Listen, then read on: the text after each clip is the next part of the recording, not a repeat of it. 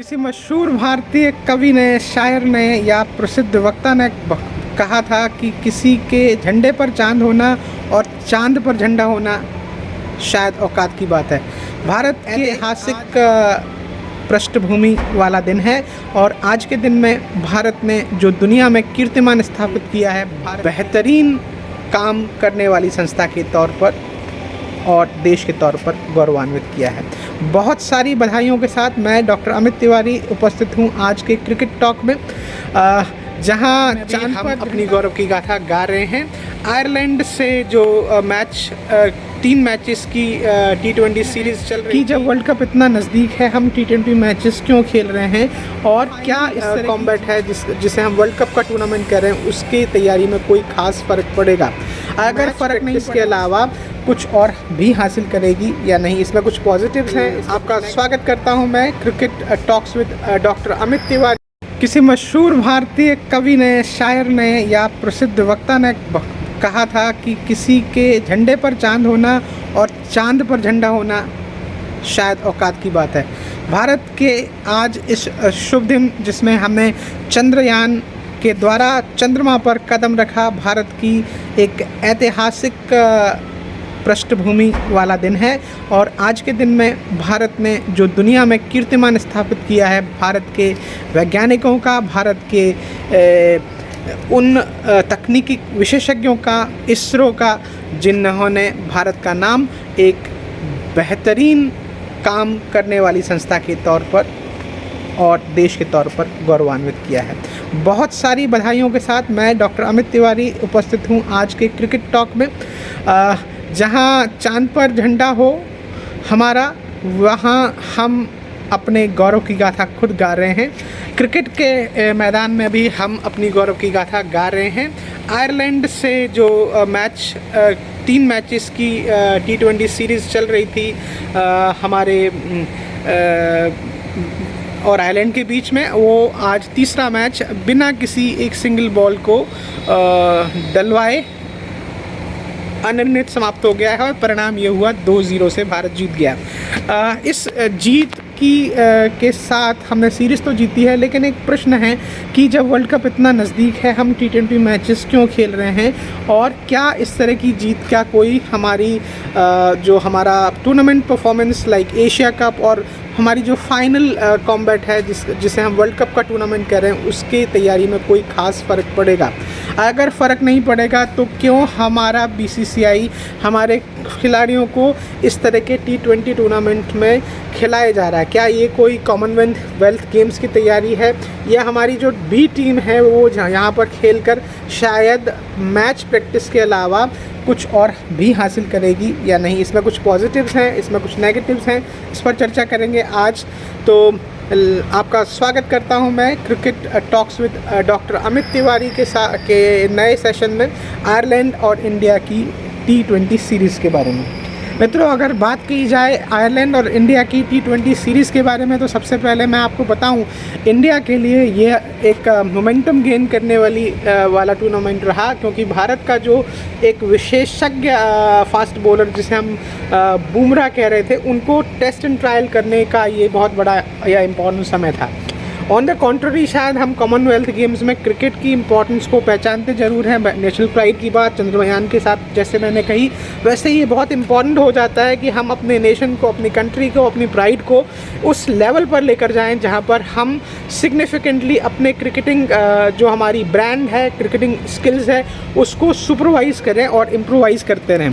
हमारी जो B team है, हमारे जो खिलाड़ी हैं, जिनमें कई नए नाम, तिलक वर्मा, जिनमें कई नए और टैलेंटेड नाम जैसे रिंकू सिंह और भी कई उदीयमान खिलाड़ी, जैसे हम ओपनर्स की बात करें, चाहे वो ऋतुराज गायकवाड़ हो या कोई और क्रिकेटर्स हो, ईशान किशन हो, इन नए लड़कों या यंग चैप्स को अपने आप को प्रूव करने का एक मौका ज़रूर मिला। ज़रूर ये टीम आयरलैंड थी, लेकिन आयरलैंड की कंडीशंस में बैटिंग करना या बॉलिंग करना बहुत आसान नहीं होता। आयरलैंड एक कॉम्पिटिटिव टीम है और उन्होंने विश्व कप में क्वालिफाई करने के दौर में या ICC टूर्नामेंट्स में अपने आप को की जो जगह बनाई है, उसमें वो ये साबित करने में कामयाब हुए हैं कि वो कम महत्व की टीम नहीं है। और वर्ल्ड कप टूर्नामेंट्स को लेकर अगर हम इस तरह की कॉम्पिटिटिव टीम्स के साथ, जिनकी फील्डिंग अच्छी है, जिनकी बॉलिंग अच्छी है और जो कॉम्पिटिटिव क्रिकेट्स खेलती हैं, फेयर क्रिकेट खेलते हैं, उनके साथ अगर हम अपनी टीम को, यंग लड़कों को भेज रहे हैं तो उनको एक मौका दूसरे प्लेटफॉर्म पर मिल रहा है। तो एक तरह से ये एक अच्छा टेस्ट एंड ट्रायल है। लेकिन कुछ चीज़ें ऐसी हैं जो इस पर हमें सोचना पड़ेगा कि क्या शायद हम अंडरडॉग की तरह तो नहीं अपने आप को बिहेव कर रहे हैं, क्योंकि अगर हम छोटी टीम्स के साथ खेल रहे हैं या हमारी प्रिपरेशन टूर्नामेंट में सिर्फ मैच प्रैक्टिस के लिए है, तो क्या हम ODI टू T20 या T20 टू ODI का जो ट्रांजिशन है उस फेज़ में फंस तो नहीं जाएंगे। बहरहाल T20 और ODIs के फॉर्मेट में बहुत ज़्यादा फ़र्क तो नहीं है, लेकिन ODI क्रिकेट एक स्पेशलाइज्ड क्रिकेट है जहाँ पर आपको 50 ओवर खेलने होते हैं, लगभग 10 ओवर बॉलिंग करनी होती है हर एक बॉलर को मिनिमम, और इस रिक्वायरमेंट के साथ कि वो सटीक लाइन लेंथ और टेम्परामेंट के साथ खेले। ऐसा नहीं होता कि 20 ओवर की क्रिकेट की तरह, T20 की तरह हम फ्लैशी तरीके से चार्ज कर सकते हैं या 8 रन पर ओवर हमेशा खेल सकते हैं। सो जो कमिटमेंट का जो चेंज है वो एक रिक्वायरमेंट है। बहरहाल मैं इस टूर्नामेंट से ये ज़रूर पाता हूँ कि इसमें जो पॉजिटिव्स हैं वो फ्रेश लेग्स को या हमारे जो की गन्स थे उनको टेस्ट एंड ट्रायल करने का एक अच्छा मौका था। इसके अलावा ये बात भी कही जा सकती है कि T20 से ट्रांजिट ODI का शायद हमको कहीं खल ना जाए। हालांकि बेहतरीन खेल वेस्ट इंडीज़ ने T20 में खेला, उन्होंने हमें हराया, तो ये हमारे लिए आई ओपनर जैसा भी था। लेकिन मैं अगर कप्तान और कोच की बात करूं तो बड़े रिलेक्टेंट दिखे वेस्ट इंडीज़ में, और जो परफॉर्मेंस इंडिया का होना चाहिए था वो परफॉर्मेंस स्पेशली हार्दिक पांड्या की टीम जो T20 की टीम थी उसमें था नहीं।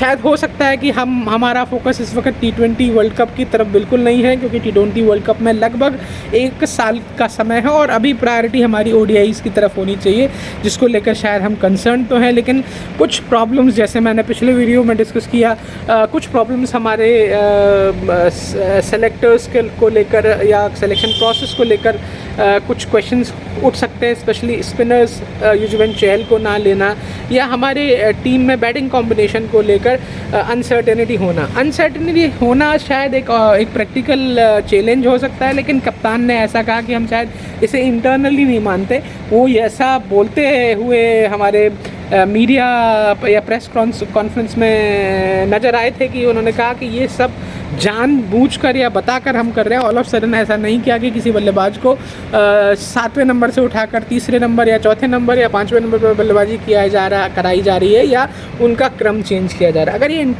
इंटेंशनल है तो शायद इसके मीनिंग क्या है। तो मुझे लगता है कि इंडिया का जो क्रिकेटिंग थिंक टैंक, स्पेशली जो अभी 15 लोग हैं और वो उन 15 लोगों को जो टीम खिलवाती है मैच, जो उनका ब्रेन है क्रिकेटिंग सेंस के हिसाब से, वो इस बात के लिए उन्हें रेडी कर रहा है कि शायद उनको अपने लिए टफ़ कंडीशंस में उनको रिस्पॉन्ड कैसे करना है। और मुझे लगता है ये बहुत हद तक ठीक बात है। एक बात और कर लेते हैं आज के वीडियो में कि हमारे साथ एशिया कप की जो अदर टीम्स हैं, अगर हम पाकिस्तान की बात करें, कल के मैच में हम पाकिस्तान अफगानिस्तान का जो मैच चल रहा था उसमें पाकिस्तान की बल्लेबाजी को बहुत अच्छा नहीं आंक रहे थे। शायद हम अफगानिस्तान की गेंदबाजी को उतना अच्छा मान रहे थे, लेकिन जब पाकिस्तान ने गेंदबाजी की तो अफगानिस्तान को नाकों चने चबा दिए और 59 रन के लोएस्ट स्कोर पर उनको आउट करके उन्होंने मैच जीता। तो मैं ये कहना चाह रहा हूँ कि इंडियन सब कॉन्टिनेंट में जो एक बड़ी जंग एशिया में जो बड़ा कंपटीशन एशिया कप का होने वाला है वो आसान नहीं होगा। इंडिया की राहें मुश्किल बेशक लगती हैं कि शायद इंडिया एक बेटर काउंटर पार्ट होगा पाकिस्तान, श्रीलंका, अफ़गानिस्तान और नेपाल जैसी टीमों के साथ, लेकिन शायद ये गेम ऑफ द डे पर देखना पड़ेगा कि कौन सी टीम किस करवट बैठती है। इंडिया पाकिस्तान के गेम का इंतज़ार सभी को होता है। इंडिया पाकिस्तान की तैयारियां एशिया कप को लेकर कैसी हैं और क्या हम उस पर फोकस कर रहे हैं, क्या टीमें उस पर फोकस कर रही हैं, कितना प्रेशर है जो मीडिया बनाता है और किस तरह से प्रेशर हैंडलिंग का काम हमारे टीम मैनेजमेंट करते हैं, इस पर हम अगले सत्र में चर्चा करेंगे। आई होप आपने इस वीडियो को एंजॉय किया होगा। क्रिकेट टॉक में मेरे क्रिकेट सेंस को समझने और मुझसे रिलेटेड क्रिकेटिंग क्वेरीज़ को इंटरप्रेट करने के लिए कमेंट बॉक्स में जरूर आइए। मेरे एक और वीडियो को लाइक, सब्सक्राइब और शेयर करिए। हो सके तो प्रमोट करिए इस वीडियो को और मैक्सिमम सब्सक्रिप्शन सपोर्ट दीजिए। तो मिलते हैं दूसरे सेशन में कुछ और क्रिकेट चर्चाओं के साथ। Cricket talks with doctor Amit Tiwari. तब तक के लिए गुड नाइट, नमस्कार।